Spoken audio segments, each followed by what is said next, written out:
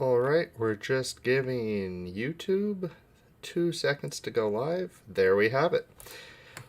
Alright.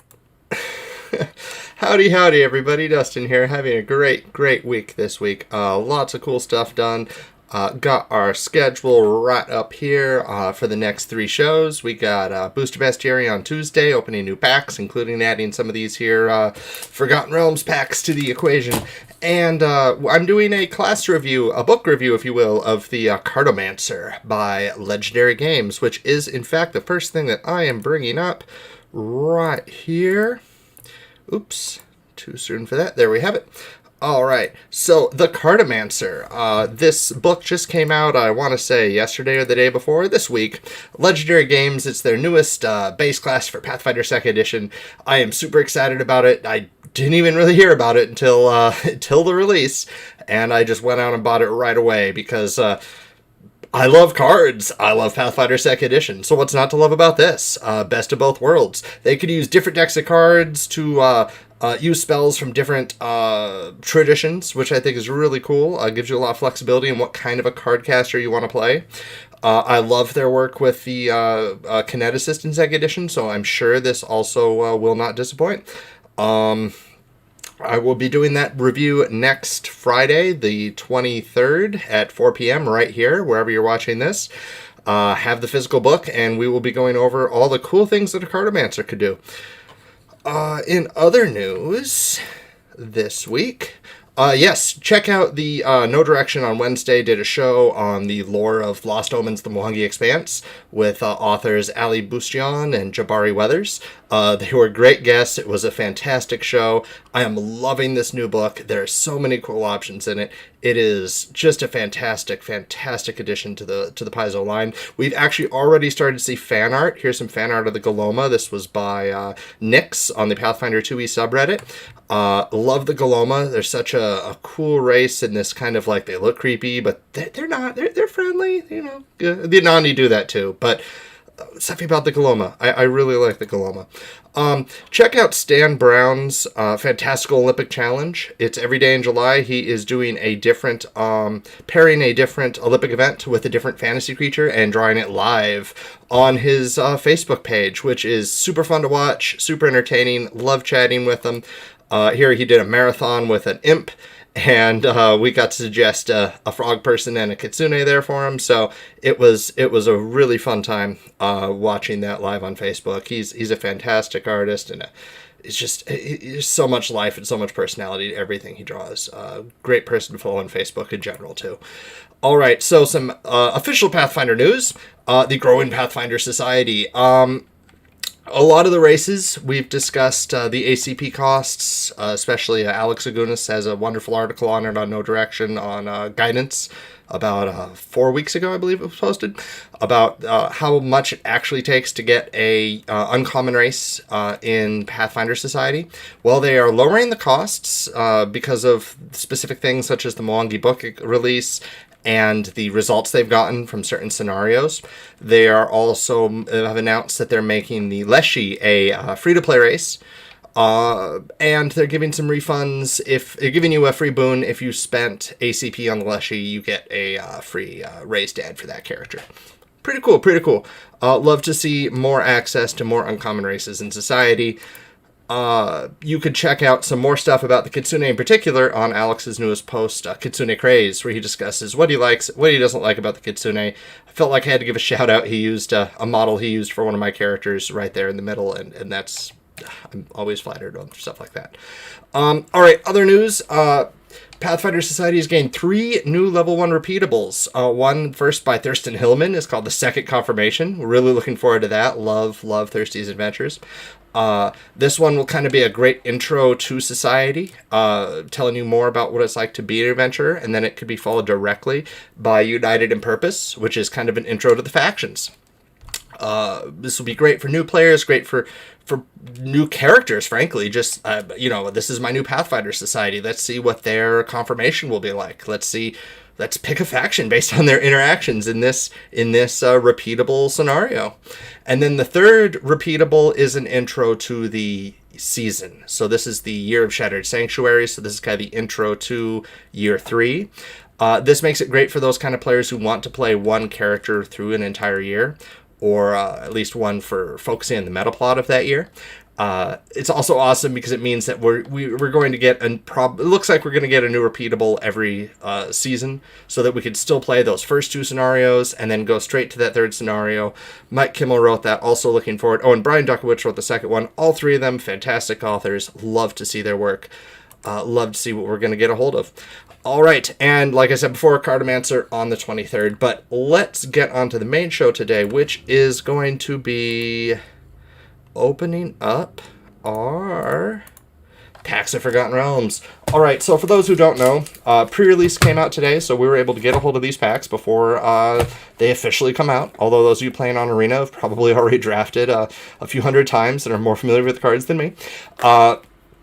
There is some hints, has never been said officially, but there are some hints that pre-release packs have a higher percentage of foil rares and mythics than regular packs.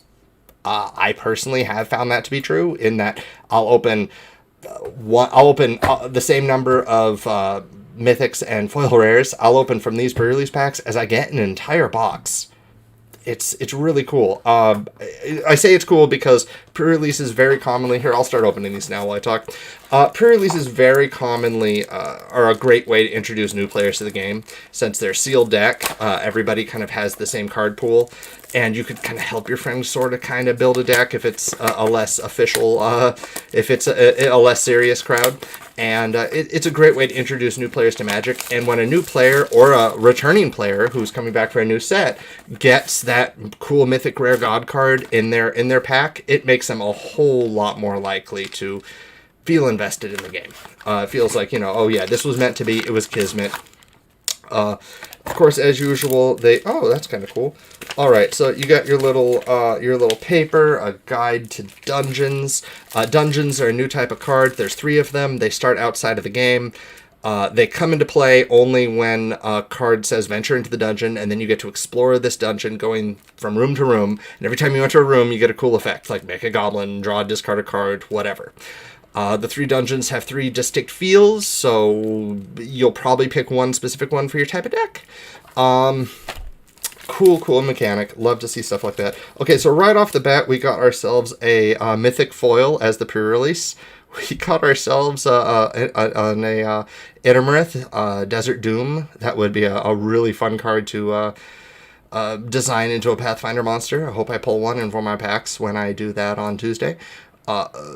Ward is another new mechanic. Essentially, it's pay that much mana, or the spell you cast targeting it will be countered. It's extra cost to target them. And yeah, he kind of one-sided windfalls you. He lets you draw a bunch of cards when he hits a player.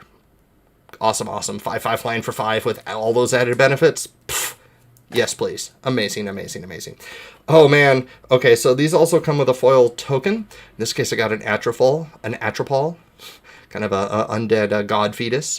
Scary. I love it. And on the other side is a foil dungeon, which I didn't know we were getting. That's really cool. I like that. That's snazzy as heck. Oh, man. Oh, my bad. You get all 3 dungeons foil for each pre-release kit, so that's really cool. You should check your local shop today, tomorrow, possibly the next day, Friday, Saturday, Sunday, usually when they do them, and try to get yourself into a pre-release. If you're worried about safety measures like I am, you should not feel the pressure to do that, and instead ask your local shop if you can, like I did, get the pre-release kits to have your own little pre-release here at home like we're having here together. Alright, so let's get rid of these, show off my beautiful Stormcrow playmat to strike fear into the hearts of all my enemies, because that meme will never ever die. Did actually build a Stormcrow deck once. It was pretty fun. It was terrible, actually. It was nothing but counter spells and Stormcrows, so it was tedious. Alright, so all the cards from this set have direct references in Dungeons & Dragons, so we got ourselves Boots of Speed. Could always use more hasty equipment.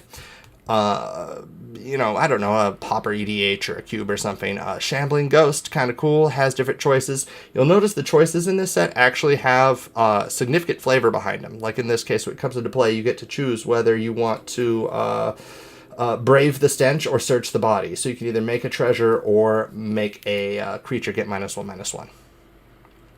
Again, cool. Love all that added flavor. Legend of the Five Rings did flavor keywords like that for quite a while. Shagatai runs the enemy through destroy target creature. So I'm glad to see it entering Magic because I think it's a really great way to combine flavor with mechanics and just help players get a sense for what's happening with their cards. Alright, so we got here an Angel, Counterspell. I'm going to go through these fairly fast so we could open more packs here. Oh, we got ourselves a Pixie Guide. Okay, only reason I want to show off this card, aside from the fact I love Pixies, and it's definitely going in my personal cube, is there's a errata recently on another card that whenever it comes into play, whenever it attacks, you roll a die. If you get a 15 or more, it creates 2 token copies of whatever you've swung with. And if you create too many copies of Pixie Guide, you could potentially keep rolling dice forever. They errated that, said you may roll, because you get to re-roll on a 15 plus. So that's cool, because it would be fairly problematic if you had to sit there the rest of your life rolling dice. Alright, oh cool, I didn't know you get these in pre-release packs. So they do have here the classic art, meant to imitate kind of the TSR era Dungeons & Dragons artwork. In this case, I got one here for Brunner Battlehammer, Big Dwarf Warrior. Love this alternate style of art. It's really cool. Like, if I commissioned somebody to do something like this, I would be happy if this were the result. I'd be ecstatic if this were the result. It's just perfect. I love it. All right. Halls of the Storm Giant. Fun. Land that turns into a big old Storm Giant. All right. So this wasn't the best. Oh, and they have basic land with flavor text on it now. Can't believe it took them, 22 years to finally give us some basic land with flavor text. I like that a lot. All right, so cool packs. For this one, we definitely got these two as our rare and alternate art. So let's see what we got next. All right. Oh, I'm sorry, I forgot to pull up. Hi chat. Nice to see you. All right. Having trouble reading your username, but that's because Restream I am not 100% used to yet, but I am always glad to see more people here. All right, so what do we got here? We got Yuan-Ti. Yuan-Ti are always cool. I'm glad they made them snakes and not their own Yuan-Ti thing, to be honest, so they could have some synergy with all them other snaky cards. Got ourselves a foil uncommon. Pretty cool. Half-elf rogue. Always love rogues. Made a cool rogue on the stream last week, and the art for this is just fantastic. Little dagger showing. The foiling on this is beautiful. Check out that moon. Check out that dagger. Man, the foils in the last year have gotten so good for Magic, I gotta admit. Like, I used to talk about, there was this era in Yu-Gi-Oh! Like, before Konami completely took over from Upper Deck, where they got the foiling. So right. Just little slivers of foil on just the right pieces. I'm glad Wizards has picked up that tradition, because these foils are fantastic. Not all of them, but the ones that they do right, they knock right out of the park. Which makes them actually feel like they're worth something. It's not just, well, they're foils, so they're different, so of course they're worth something. All right, we got a Dryad in classic TSR style art. So those are a little bit more common than I thought they'd be, which is great. And we got ourselves a class card. Class cards are really neat. You level them up by paying mana, and you get the effect when you level them up. This here is a monk. So it is all about flashing creatures in and out and scrying. It's what white-blue wants to do. It makes total sense for a monk, since they do all their little dimension hopping, despite not being full spellcasters. Excellent. All right, what we got here? So this, yes, there has been some controversy about bringing all these other IPs into Magic. We got another here, Cloister Gargoyle. Is this another rare, or is this an uncommon? I think I'm going to say it's an uncommon with those effects. There's no way that could be a rare, right? I don't know, you do get to venture the dungeon in white. That's technically white card draw. It's just not the white card draw we actually wanted for mono-white commander players. And a Froghemoth. I know Ryan from No Direction is going to love that. This artwork for the Froghemoth is amazing. If anyone knows where they could get a playmat for this, please tell me. Ryan Costello from No Direction really wants a print or a playmat or the original piece for this, anything like that. And thus so far, I have been unable to find it, but I'm going to check after this stream and look around again, because this is a great picture of a Froghemoth. He really liked it. But he's not too into the Magic scene, I don't think. So we have to keep an eye out for him, because I want him to get all the merchandise that he wants, because that is part of the fun of their hobby, isn't it? All right, Eyes of the Beholder. Man. People were worried there wasn't going to be the overcosted instant speed black removal spell for limited in this set, and then Eyes of the Beholder was spoiled, and people were like, yeah, there it is. Oh, fun. -11. All right. Oh, cool. We got yourselves here a Pegasus. I love Pegasi. I would love to make a little Pegasi deck. Not as much as Sphinxes, but there's still something. Oh, man, uncommon legendaries. All right. So I wasn't sure this was uncommon, because I saw when this was spoiled, I thought it was only going to be in the Commander box set, because that is nuts. Like, seriously, Wizards, stop giving us so much Simic. Like, every other Simic commander that comes out, it's like, what do? I draw cards and put extra land into play. Aren't those the two strongest effects in Magic? Yeah, pretty much. Aside from, like, win the game, yeah, you want land in play and you want cards in your hand. Absolutely. Like, this isn't so much a huge complaint, but, I mean, come on, she doesn't even tap to do it, and the land comes into play untapped. Like, you don't even have to try to go infinite with her. It's disgusting how easy it is to go infinite with her. It's not even a challenge. 2 legendary cards in the same pack? That is weird. 2 legendary uncommons in the same pack. Oh, it's Displacer Beast. I like Displacer Beast. Oh, we got ourselves another... Ooh, I didn't know these come in foil. So a foil, rare, alternate art. I told you. Every pre-release kit, you're going to get at least one card that'll just make you be like, yeah, this was worth it. This is worth more than just 10 packs. It just is. Fantastic legendary for Commander. Yeah, sure, you have to have multiple artifacts to do it, but there are times where I would even sacrifice a Soul Ring late game. Not many, but there are times late game where you're like, yeah, I'll get rid of this Soul Ring. And of course, it is instant speed. Oh, no, it isn't. I'm sorry, it's sorcery speed, but turning a Signet into a Sword of X and Y, for example, oh man, that's just fantastic. Go straight into the battlefield, can't be countered. Look how pretty that card is too. Look at that art. That is fantastic. That is so beautiful. The foiling on this isn't as blow me away as on the Rogue, but it still has a nice effect. Just that pure foil background, and then the inking, the black ink on it. It's very startling. It's almost 3D. The way it has that effect of the solid black lines over the extremely foil background. So I gotta say, pretty cool. Definitely the neatest card I cracked. For all I know, it's a $2 card, but it's memorable to me, and that's why I buy packs, is memorable cracks. If I wanted value, I would just buy singles, but we like memories. Ooh, and we got a treasure chest. Love the treasure chest. I needed one of these for my cube. Very glad I got it. Anyone who's been watching this for any amount of time will know my cube is clearly insane, because it's all dice rolls and coin flips and uncards, and that's how my playgroup likes it. Alright, so we're just going to keep Oswald out there, so we'll remember that's the current card to beat. I'm just going to open some draft packs. I have 3 draft packs out here. I want to kind of compare. Watch me. I'm going to get like a foil mythic. And, ooh, this card is a little bent out of shape there, but it's just a token, so I don't mind so much. Oh, man. Right when I said, okay, my bad. I'm clearly don't know what I'm talking about, because here I am with the draft pack, and I get one of the best cards in the set. I get Xanathar right there out of a draft pack, not a pre-release pack. This was not a pre-release pack, so clearly I don't know what I'm talking about. And then I get not only a foil rare, but a Flump, which was excuse me, which was one of the creatures I was most excited to get in this set. It has nothing to do with the abilities of the Flump. It is purely flavor based.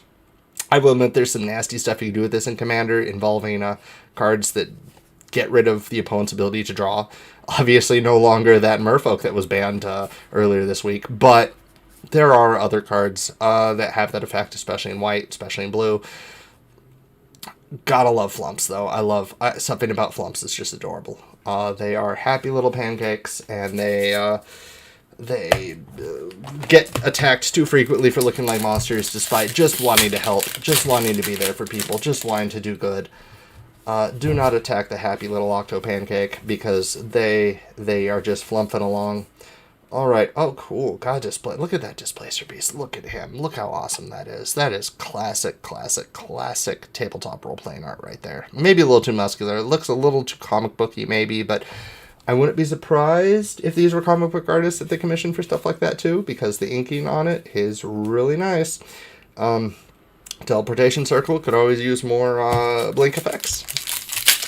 Blink effects are always fun. Plummet.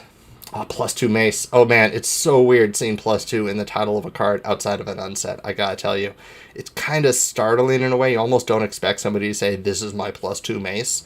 But then you look at weapons in the real life and you're like, yeah, we use numbers in our weapons all the time. You know, formally this is a, I don't know, I can't think of anything right now.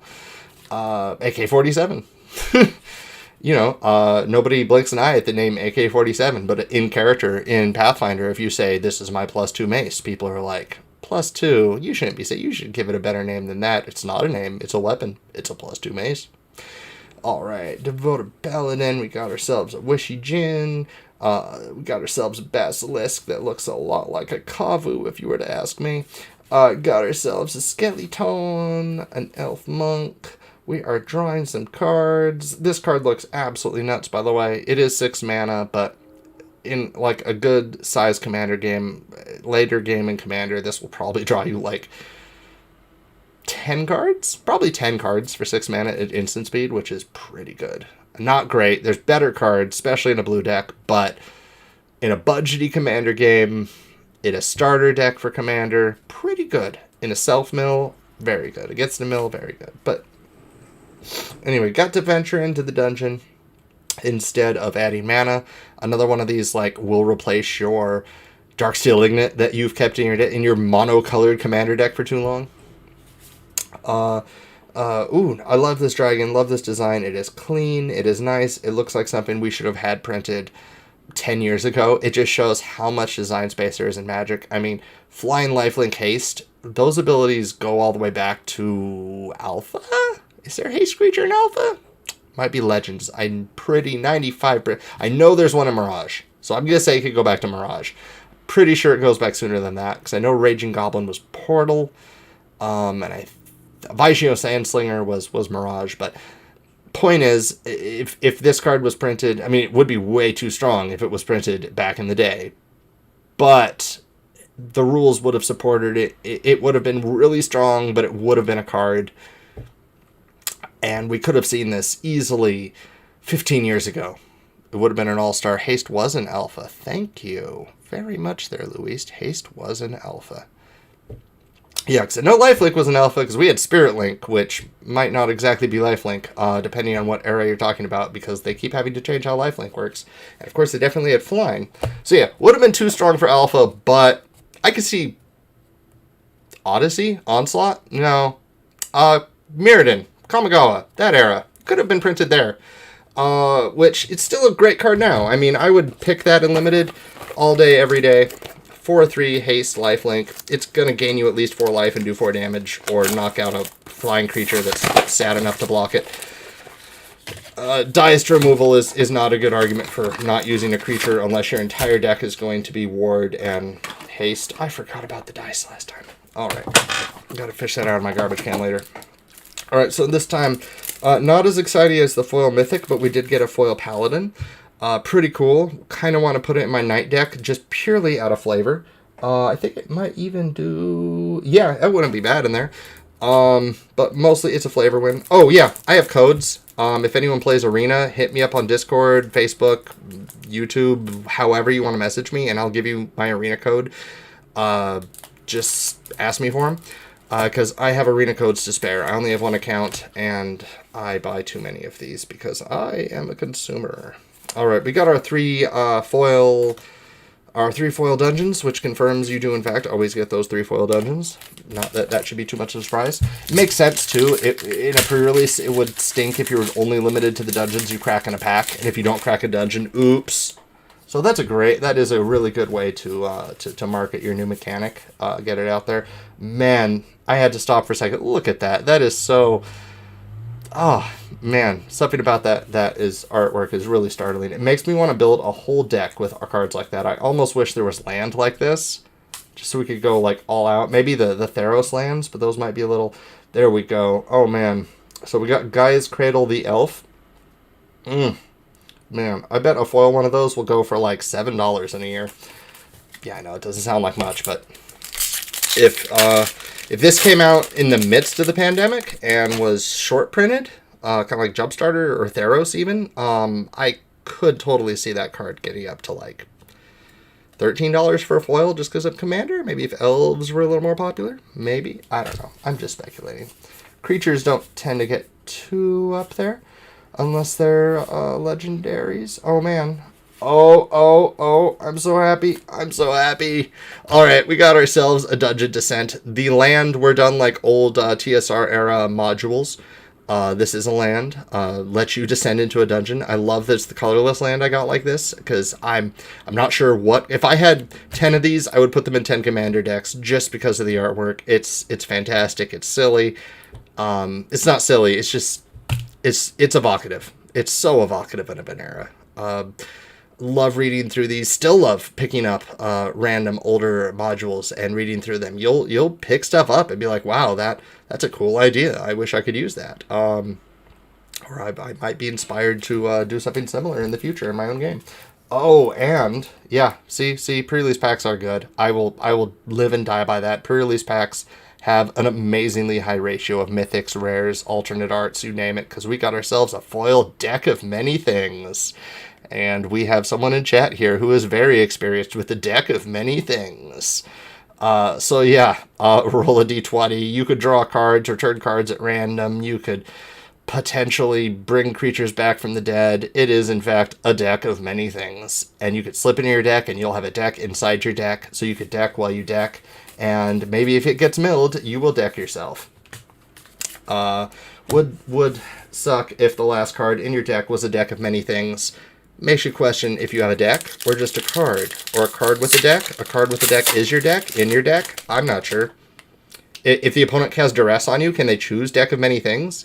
Does it let you discard a whole deck or just a card? I don't know. If you draw a card from your deck, does that mean you have to take your deck of many things and a Sharpie and draw a card on it? These are the questions I don't like to ask. It says draw 2 cards. Oh, does that mean every time you roll between a 10 and a 19 on your deck of many things, you have to draw 2 little tiny cards on your deck of many things? Doesn't seem like that strong of an effect. I don't know. I mean, I like drawing and all, but in the middle of a game, it seems kind of disruptive, actually. All right, got ourselves a great-looking goblin. Goblin Lord. Any goblin that gives other goblins +1/+1 is an auto-include in a goblin deck. And this one has another effect tacked on. So, you know, it'll see play. It'll see play. Always love seeing those classic tribes represented with some more tribal lords. So you too can play great monocolored commander decks and get completely wiped out by Wrath of God and have the entire table hate you when you aren't wiped by Wrath of God. All right, got ourselves a wizard and a cleric. I could be a wizard and multi-class cleric. All right.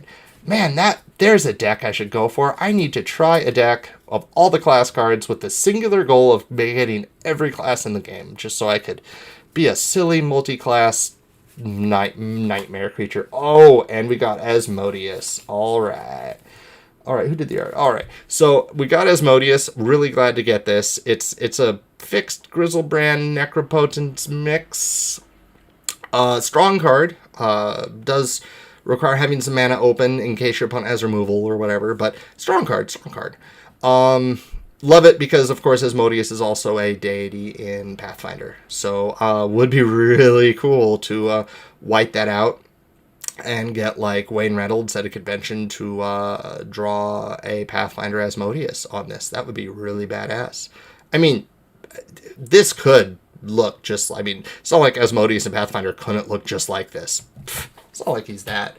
You know, he has many forms. He has many guises. All right, we're coming up here on the last 2 packs for today. I'm satisfied just with these 2 kits, but I got more, but I do want to save them for my Create a Monster. It is a little, it does seem a little cheaty to my Booster Bestiary to use Dungeons and Dragons packs to create Pathfinder monsters, but some of these are stuff we just don't have in, necessarily have stats for in Pathfinder 2e. And Magic's interpretation of these creatures is quite different from both Pathfinder and Dungeons and Dragons interpretation. So the abilities could inspire new things, which is why, oh, got another Guy's Cradle. All right. I'm going to call that Guy Cradle. No, that's weird. All right. I was thinking some kind of pun between when people call their creatures guys. This is, I play this guy in attack mode, or I attack with these guys. It doesn't really work with the card, though. Oh, well. So I am really looking forward to cracking some of these on Tuesday when I do my Booster Bestiary at 6 p.m. Pacific. I got a number of cards up on my Twitter and Reddit's Pathfinder 2e creations in case you want some Pathfinder monsters with a Magic the Gathering twist. Let's see here. We got Critical Hit, yeah. Alright, we got Volo. Alright, another Simic Commander. We get so many legendary creatures per set now. That's pretty fantastic. Oh yeah, the other thing Simic, of course, does is create copies of creatures. Another one of the strongest effects in Magic, historically, because it lets you, especially in Commander, where you're not supposed to have multiple copies, it lets you create multiple copies of the static abilities that all work off the same trigger. Ooh, foil. Alright, and we got ourselves a foil island, because if you're going to get a foil basic land from a set that's doing something weird with land, you want islands. Again, beautiful foiling, wonderful foiling. Always love getting foil basics. You could do so much with them. Alright, so that'll do it for today. Thank you for showing up. I do have to go raid in WoW. We killed 4 or 5 bosses last week, so we're going to play it all through again and see if we can get 6 this week. Had a wonderful stream. Thank you for everyone showing up to support me. Like I said, next week I will, in fact, be showing... I will, in fact, be reviewing this book over here, 2nd edition Classes Cartomancer. I will completely review this book. I will find every feat in there that makes me happy and excited, and maybe there might be something in there that won't make me happy, but I seriously doubt it because Legendary Gaming makes really good products. Maybe I'll even make a character for this and post it somewhere. I don't know. We'll find out. But yeah, really excited to fling around cards and make spells from cards and do all these other cool card things because I like Pathfinder and I like cards. My name is Dustin Knight.